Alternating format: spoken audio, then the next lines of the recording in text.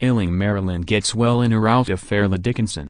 If the 8-day break between games against Division III Catholic on December 12 and Farleigh Dickinson on Thursday didn't help heal the rash of illness and lingering injuries plaguing the Maryland Terrapins, at least it helped the Terps regain some of their gusto. For the second straight game, Maryland was without three key players in Justin Jackson, shoulder, Michal Cekovsky, right ankle, and Dion Wiley, illness, against the Knights. But unlike their lackluster win against Catholic, the Terps, 11-3, put away FDU, 3-8, with ease and coasted to a 75-50 win in front of an announced crowd of 12,133 at Xfinity Center. Coach was telling us, he wanted us to come into this game and we wanted to be dominant, said sophomore guard Kevin Huerter said. We wear Maryland across our chest. We expect to win these type of games, especially at home. Daryl Morsell carries a family tragedy in silence the team's renewed effort showed, especially in the first half. Maryland used a 24-0 run before intermission to break things open, and a stellar performance from Huerter to seal the win. The sophomore finished just 2 assists shy of a triple-double, with 12 points on 5 of 12 shooting, a career-high 15 rebounds and 8 assists. I think we had 11 straight stops in there during that stretch, and then we made shots, Terrapins coach Mark Turgeon said of the first half streak. We executed, we made shots, and we were good in the zone, we were good in man, we were good in everything. It was just one of those, I didn't realize we were 24-0 when we were going through it, obviously that was the difference in the game. From then on, we didn't concentrate quite as well. But that was good to see. We were good in all phases during that stretch. The Terrapins can now look forward to a true break, no practice, as a bruised roster limps toward Big Ten play, which resumes January 2 against Penn State.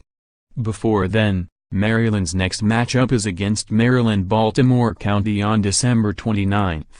In the meantime, the Terps dispersed for some rest and family time. Local players headed home Thursday after the win, with the rest set to depart campus Friday. Turgeon is hopeful the team will return from break with a healthy roster.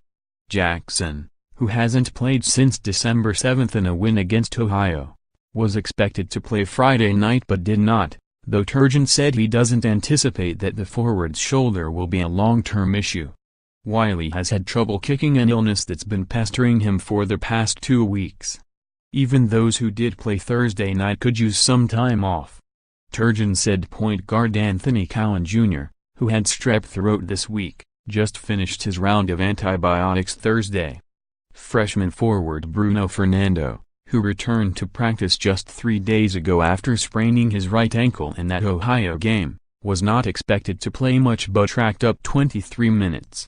Missing 3 starters, Wiley, a guard, has 7 starts under his belt. Turgeon started Fernando, junior forward Ivan Bender and freshman guard Daryl Morsell alongside Cowan and Huerter.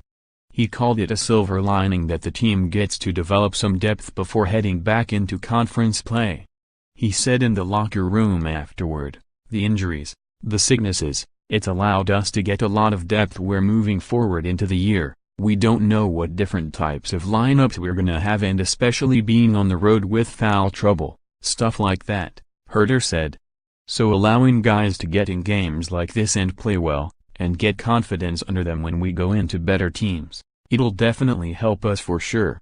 Niggling injuries notwithstanding, Maryland jumped out to a healthy lead before halftime thanks to the 24-point run, during which the Terrapins shot 4 for 5 from the three-point line, including 2 makes from Huerter.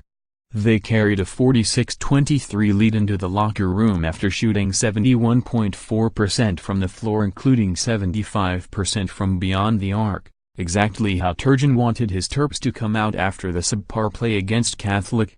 Both Turgeon and his players said the 5 days of practice leading up to Thursday's game were beneficial. We learned how to practice hard again, said senior swingman Jared Nickens.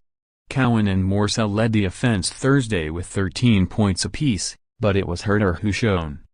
His rebounding total was the most any single player has collected for Maryland since 2014. Fernando, 11 points, 8 rebounds, and Bender, 12 points on 6 of 8 shooting from the floor, 4 rebounds, held it down for the big men in Jackson and Cekovsky's absence.